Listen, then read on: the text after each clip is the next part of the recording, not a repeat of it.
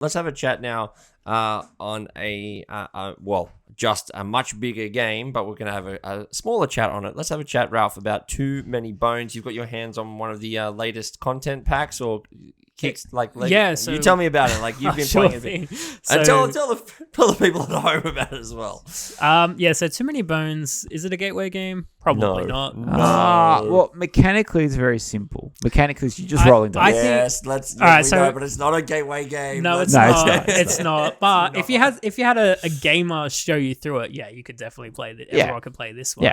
Yeah.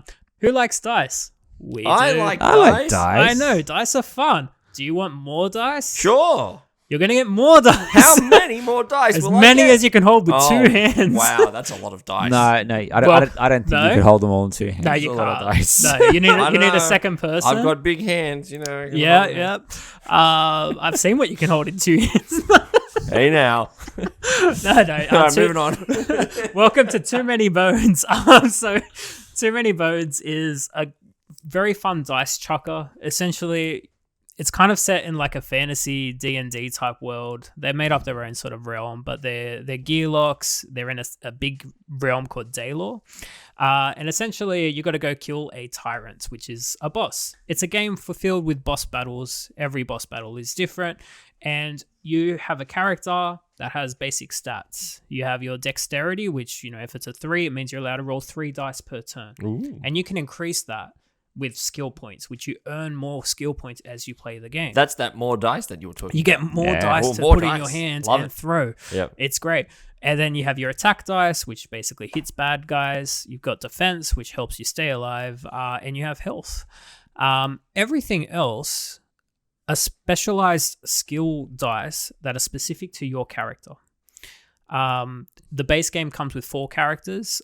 Personally, I've got Undertow, and recently Damien and I have also got Unbreakable. Yep. Are there expansions for Too Many They're Bones? standalone expansions. Yeah. Okay. So they're So you just cool.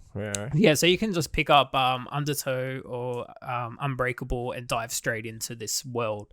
Undertow, highly recommend it. It's a very good entry point. I feel. Yeah. Awesome. But Damien actually introduced this game to me. Do you want to take it from here, Damien, about just explaining skill dice? Yeah, as well? So the skill dice that you have for each gearlock, as Ralph said, it is unique to that gearlock.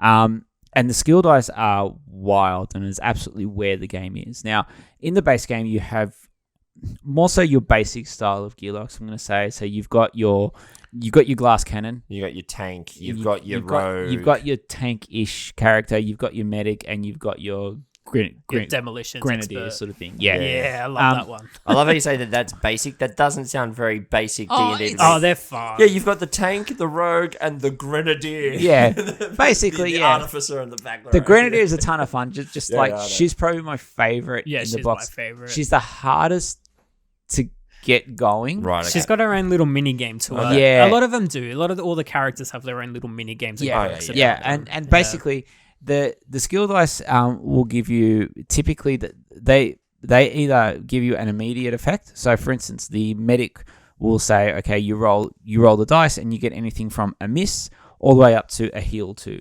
So you heal either yourself or one of the other gearlocks 2. Great.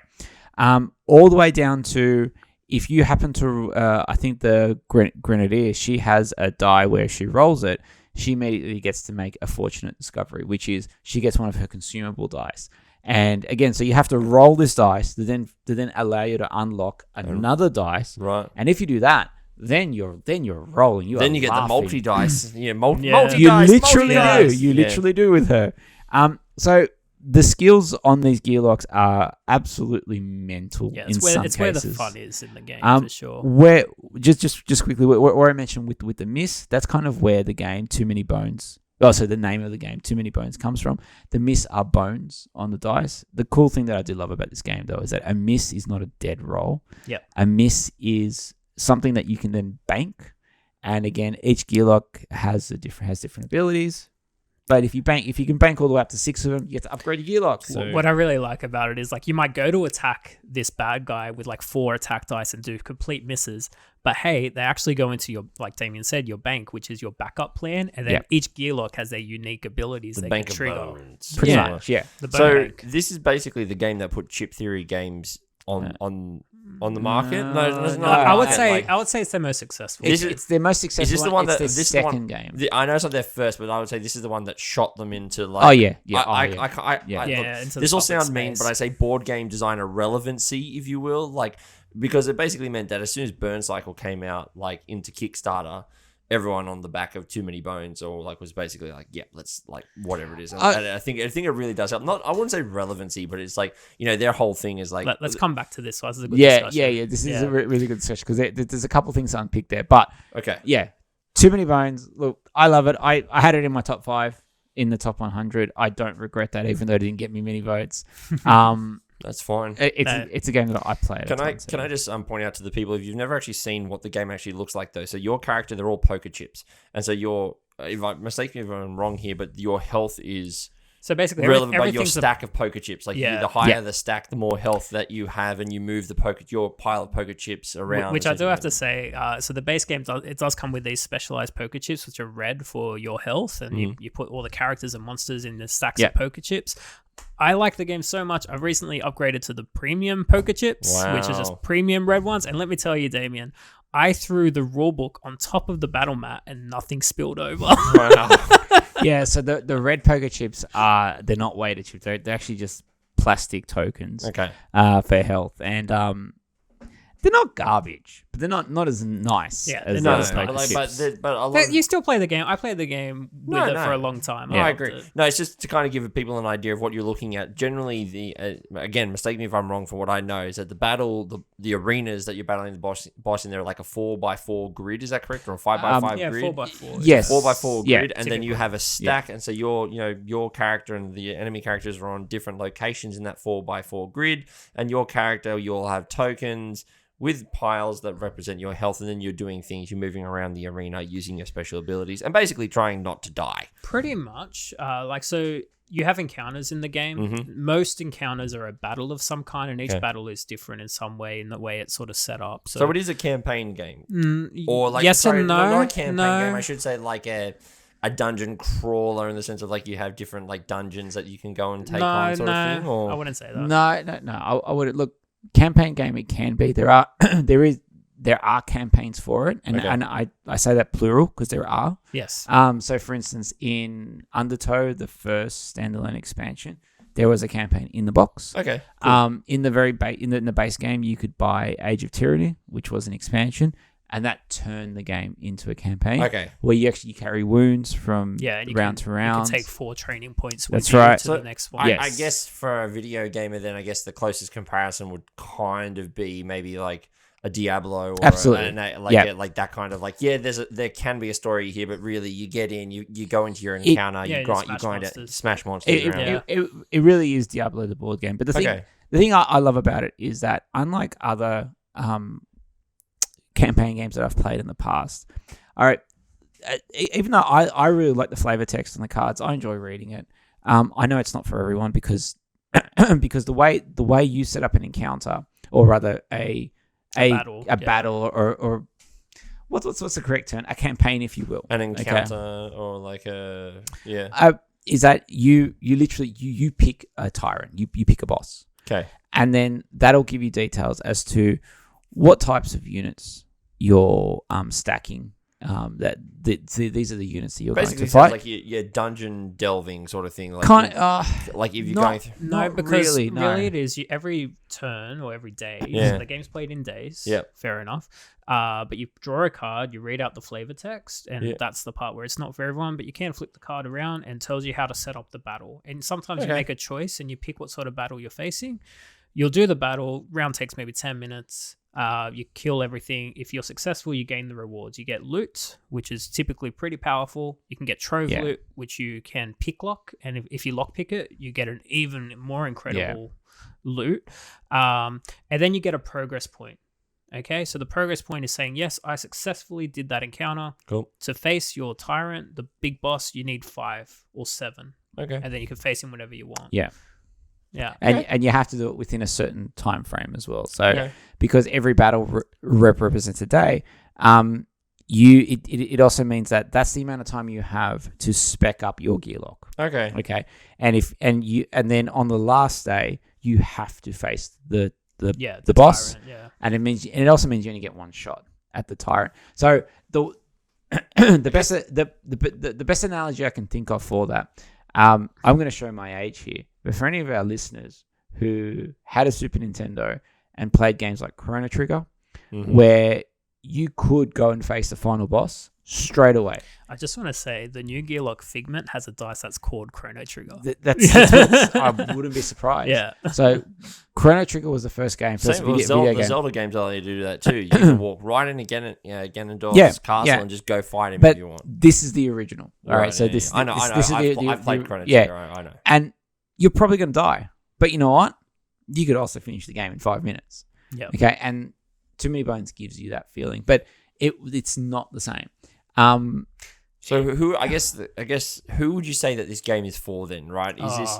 I mean, that can be a bit of a loaded question, but as it's not really a gateway game, and we may have some people listening to it, I guess the question is, why would they? I mean, they probably already know why they would enjoy this game, but what is it specifically that you guys really enjoy about this game? And I guess, why should someone really try it? I guess I do want to say it. Like, I had the luxury of going over Damien's house a few years ago, and he taught me through the game. Okay, it definitely, if it's a game I picked up off the street, I would have struggled to learn it myself. But having someone go through it, it made that game accessible. So if you have that opportunity, like if you're not a gamer and someone's playing it, don't be afraid by the size of the box. It really is just fun throwing the dice. Yeah, and I would say, look, cost aside, because it is a very expensive we don't talk about that game. We don't talk about that. Oh, look, this is also the reason why I would say it's not a gateway game, because it is expensive. It's like $250 plus. Yeah, it can be. I got lucky. I got it for a lot less than that, but depending on how many things someone has got in it and all the upgrades. If you are looking at this game and the cost hasn't completely frightened you, I will say the rulebook is terrible. Oh, yeah. However, there are a ton of guides online. There are a ton of videos. YouTube is fantastic. But as far as campaign games go, I would argue it's one of the most accessible campaign games, because there isn't a massive setup. There is very, very little overhead once you understand the base rules and once you understand how your gear lock works. You can easily run 2 gear locks on your own, and you can synergize between the two of them very, very easily. The admin overhead is very low. At the end, and I would argue the only other game that I can think of that is a campaign game that has a fantasy-esque theme that is lower over... Well, I'd actually argue it's not lower overhead, but it's comparable, is Jaws of the Lion. That's the only other campaign game I would say Jaws of the Lion, which is the standalone. And again, they are very different games. Very different games. But if you're looking for a campaign game, they are the two that I would point people towards. Okay. If you love rolling dice, if you really get a kick out of that, and the price hasn't scared you, Too Many Bones is great. I would strongly recommend it to anyone. I will say the amount of custom dice that this game has does look really cool. Oh yeah, I think each gear lock has 16 custom dice. I believe up to 16. There's a couple that have less. Yeah. But like for instance, there's Riffle, like I was showing you on the weekend. I think it's only got 6 or 8, but it also gives you that you get the fanciest deck of cards I've ever seen in my life. Yeah, basically there's a gear lock, which is basically Gambit from X-Men. Basically, pretty much. So look, it's there is so much variability in the game. There are a ton of gear locks. The game is definitely in the gear locks. Like you could play the same campaign over and over and over with different gear locks and have different experiences. Yep. Which I'm really happy because recently, like Damien and I backed Unbreakable a couple of years ago. Yep. Which is the new standalone expansion for it, which comes with 2 new gear locks. So I haven't dived in too much into that yet, but I basically added up some more gear locks during that time. So I've been waiting for a couple of years for this package to arrive.